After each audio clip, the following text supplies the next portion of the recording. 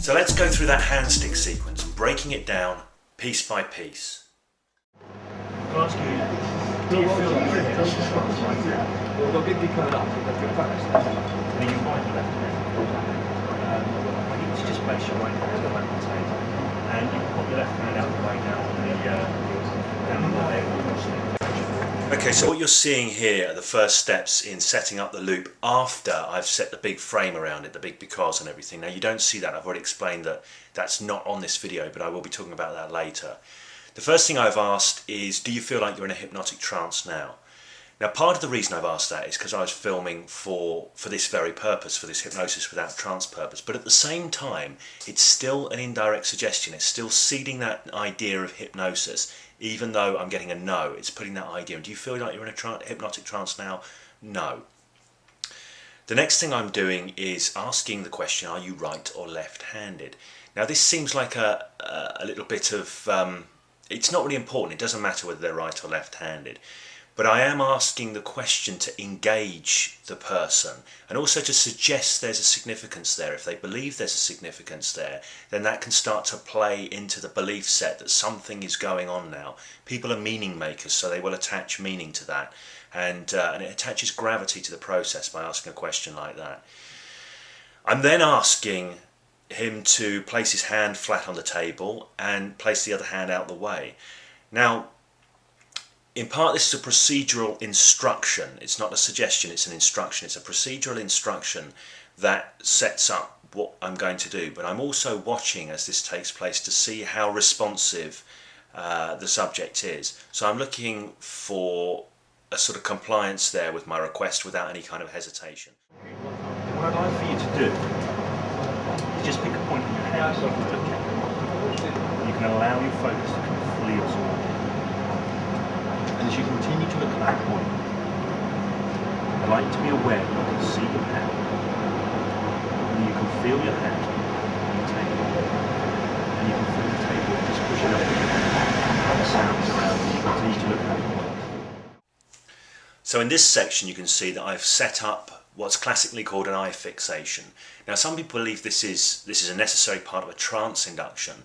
I'm not thinking about this as a trance induction at the moment. For me, I am setting up focus because it is important that the person is focused on what's happening, is aware of what's happening in the moment, because I want to draw them into a loop. So the eye fixation there is about focus.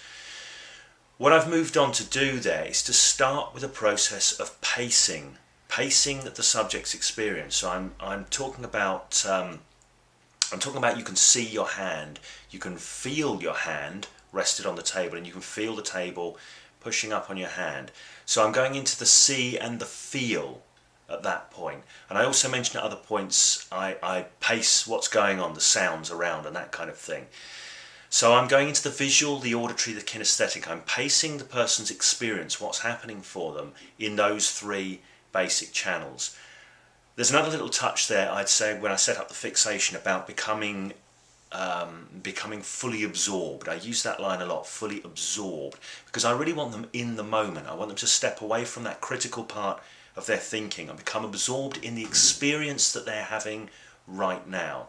So these are all the things I'm doing, and this is the initial part of drawing them into a loop. It's pacing their experience. Think about that experience part of the loop. I've done a little bit of engaging of beliefs earlier, and now we're into experience. And as you do that, as you feel that table pushing into your hand, I'd like you to just imagine there's a powerful glue spreading between your hand and the top of the table. Very powerful glue. In fact, as that glue starts to spread into your hand starts to lock and stick. Continue to look. As you imagine that. So now, having paced experience, I'm starting to engage imagination. I'm encouraging a continual focus. So I've talked more about being absorbed and continuing to look. I'm doing more pacing. I'm using the pacing kind of language. And as this happens, this happens. As you continue to be aware of this, this happens. But I'm engaging the imagination. So I'm bringing in a concept, a metaphor. I'm talking about glue spreading between the hand and the table. And I'm talking about that glue sinking into the hand. I'm creating a vivid imaginary experience. I'm leading the person on a little imaginary journey at that point. So as their experience starts to shift, listen to the language, and as this happens, you can do this kind of language is going on. It's pacing and leading language. We'll go into more detail on that at another point. Do you imagine that now? What's more stuck, your fingers or your palm? Now I've said, as you imagine that now, what's more stuck, your fingers or your palm? Notice there how I'm shifting from imagination into reality. As you imagine that, what is more stuck, your fingers or your palm? So I'm making a step there. Now, I'm doing it in such a way that it's a smooth transition from imagination to reality. I don't want the subject to consciously notice that change. It's like we've been imagining something and now I'm slipping across to talking as if that's really happening without flagging that in any way. Also notice what's called a bind I'm setting up here. What is more stuck, your fingers or your palm? Now, in saying that, I'm presupposing that something is more stuck. So I'm saying indirectly that they are both stuck.